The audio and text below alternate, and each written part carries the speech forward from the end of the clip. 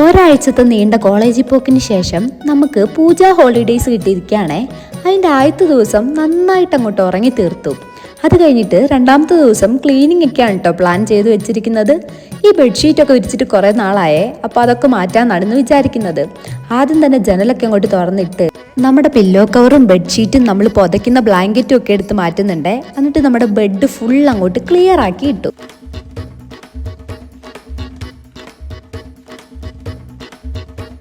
ഇനി നമുക്ക് പുതിയ ബെഡ്ഷീറ്റ് വിരിക്കാവേ. ഈ ബെഡ്ഷീറ്റ് ഞാൻ മീഷോയിൽ നിന്ന് വാങ്ങിയതാണ് കേട്ടോ. ഇത് ഞാൻ വാങ്ങിച്ചപ്പോൾ 270 രൂപ എന്തോ ആയിരുന്നു. ഇതിൻ്റെ 2 കളറുണ്ടേ, ഒന്ന് ഈ കളറും പിന്നെ ഒരു പിങ്ക് കളറും. എനിക്ക് ഈ കളറാണ് കൂടുതലായിട്ട് ഇഷ്ടപ്പെട്ടത്, അതുകൊണ്ട് ഞാൻ ഇതങ്ങോട്ട് വാങ്ങിയേ.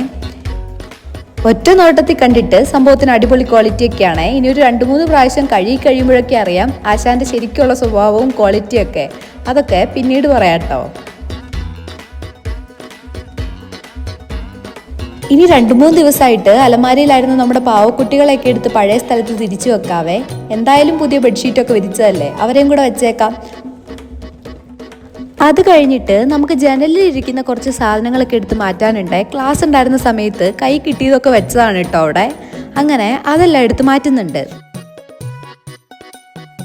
ഇനി കഴിഞ്ഞ ദിവസം ജേർണലിങ് ചെയ്തിട്ട് ഇട്ടിട്ട് പോയ ടേബിളും കൂടെ തുടച്ചിട്ട പരിപാടി കഴിഞ്ഞു കേട്ടോ.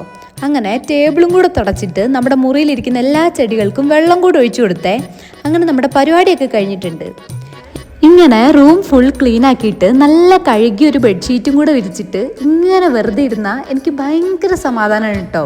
നല്ല വൃത്തിയാക്കിയ മുറിയും നല്ല പുതിയ ബെഡ്ഷീറ്റും വെറുതെ ഇങ്ങനെ ഇരിക്കാനും പറ്റിയ എനിക്ക് അതിലും വലിയ സമാധാനം വേറെയില്ല. ഇതൊക്കെ തന്നെയാണ് എൻ്റെ ഏറ്റവും വലിയ സമാധാനം.